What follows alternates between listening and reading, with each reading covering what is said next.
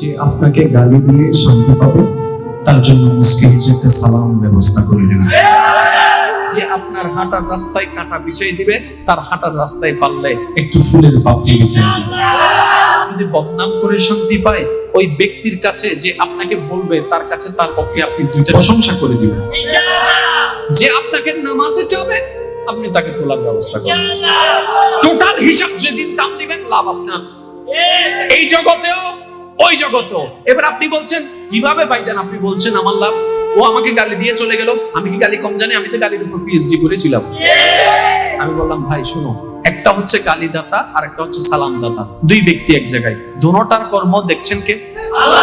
এবার আপনি বলেন, আপনি যে আল্লাহকে বিশ্বাস করেন সেই আল্লাহ রহমতটা কার দিকে দিবে, গালির দিকে নাকি সালামের দিকে? আরো জোরে বলেন। এবার সালামদাতা যদি আপনি হন, রহমত আমার দিকে। একটা হাদিস বলি আমি বিদায় নিচ্ছি, মনোযোগ। রাসূল পাক সাল্লাল্লাহু আলাইহি ওয়াসাল্লাম হাদিসে পাকে ইরশাদ করছেন, হাসরের ময়দান কায়েম হয়ে যাবে, বিচার কার্য শুরু হয়ে যাবে, সবার বিচার নেওয়া শুরু হয়ে যাবে। একটা বান্দা আল্লাহর বিচারে যাওয়ার সাথে সাথে তার চতুর্দিকে রহমতের একটা পর্দা এসে তাকে ঘেরাও করে ফেলবে। ওই মাহশরে যারা থাকবে তারা কিছু দেখবেও না, শুনবেও না। কিছুক্ষণ পরে সে পর্দা নামবে, সে জান্নাতের দিকে চলে যাবে।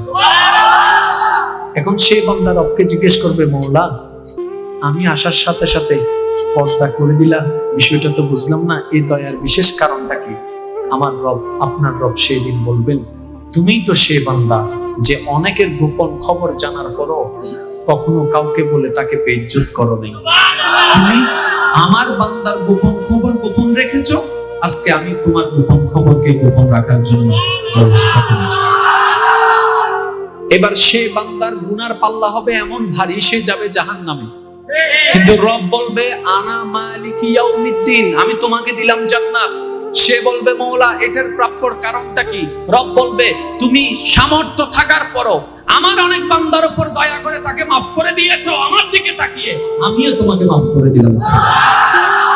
শ্রদ্ধার সাথে বলি, ইমানটা যদি ঠিক থাকে না, আর বাকি আমল যা আছে, আমাদের যদি কিছু কমতিও থাকে, আদবটা যদি ঠিক থাকে, আল্লাহ বড় দয়াবান। শেষ একটা কথা বলি, আপনার জানা মতে এখানে কেউ যদি জান্নাতে গ্যারান্টিওয়ালা কেউ জান্নাতে যেতে পারবে, যেমন কেউ থাকলে একটু হাত তুলেন, আমি একটু দেখতে চাই। একজনও জান্নাতের ক্যান্ডিডেট হাত তোলার কিন্তু সাহস পাইনি। ইমাম সাহেবও কিন্তু হাত তোলার সাহস পাচ্ছেন। আমি শ্রদ্ধার সাথে বলছি, বাবাও সাহস পাচ্ছে না, সন্তানও সাহস পাচ্ছে না। দ্যাট মিন্স আমরা কেউ জানি না আসলে কি আমরা জান্নাতে যেতে পারবো কি না। ঠিক আছে? মানে এক কথা বলতে গেলে নিজের জান্নাতের খবর, তাহলে আমি অন্যকে কোন সাহসে জাহান্নামী বলবো?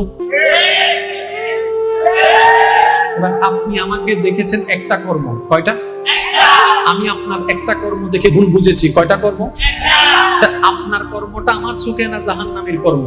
কিন্তু আপনি যদি রবের কাছে প্রিয় বান্দার লিস্টির মধ্যে নাম উঠে যায় আপনার, আমি যদি আপনাকে জাহান্নামী বলি তাহলে তো আমি নিজেই আটকায় যাব। সেজন্য শ্রদ্ধার সাথে বলি, কখনো কাউকে জাহান্নামী ভাইবেন না, বইলেন না, শুধু বললে এতটুকু বলেন, মওলা অমুককে জান্নাত দাও, অমুককে জান্নাত দাও, অমুককে জান্নাত দাও, অমুককে জান্নাত দাও। মওলা আমার দুশমনকে তুমি মাফ করো, আমার চাচা জেঠাকে তুমি মাফ করে দাও। এবার জগতের যখন এই রকম দোয়া আপনি করতে শুরু করবেন, জগৎ আপনাকে অনেক ডিমোটিভেট করবে যেন আপনি রব থেকে সরে আসেন। আপনি বলবেন যার যা করার করুক, আল্লাহ বিচার করবে, আল্লাহ বিচারক, আল্লাহ আহকামুল হাকিমিন। এবার আল্লাহ পাক বলবে, সে যখন আমার দিকে তাকিয়ে দুশমনের জন্য পক্ষে দোয়া করেছে, আমি রহমান তার জন্য দোয়া করে ব্যবস্থা করে দিলাম। দোয়াটা এইভাবে কবুল হয়।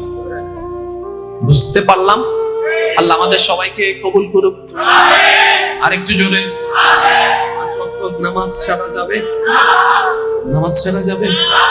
শুনি নেই। মা বাবার সেবা ছাড়া যাবে? বড়দের সম্মান ছাড়া যাবে? এগুলো কেন করবেন জানেন? সওয়াবের জন্য নয়, রবের রহমত পাওয়ার জন্য। নামাজ ছাড়া যাবে? মুরব্বিদেরকে সম্মান করবেন, ছোটদেরকে স্নেহ করবেন। আর যারা জামাই বউ আছেন, প্রত্যেকদিন রুটিন মোতাবেক ডেলি 3 বার মারামারি করবেন।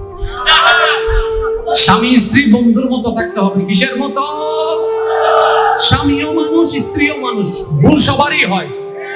একটা কথা মনে রাখবেন, রাখবেন, স্বামী স্ত্রীর চার দেওয়ালের খবর যেন তৃতীয় পক্ষ না জানে। সে যেই হোক, তৃতীয় পক্ষের জানার দরকার। আপনি যখন আপনার বউ সম্পর্কে, বউ যখন স্বামী সম্পর্কে আশেপাশের মানুষগুলাকে বলে, তারা কিন্তু এক সময় যায় এগুলো ব্ল্যাকমেইল করে। তাদের সামনে কিন্তু আপনি নিজে ছোট হচ্ছেন, আপনি বউকে ছোট করছেন, আপনি নিজে ছোট হচ্ছেন। সেজন্য বন্ধুর মতো থাকবেন। মাঝে মধ্যে একটু স্ত্রীদেরকে ওই খাবার খাওয়াই দিবেন, নবীর সুন্নত আদায় হয়ে যাবে। একটু ঘুরতে নিয়ে যাবেন, নবীর সুন্নত আদায় হয়ে যাবে।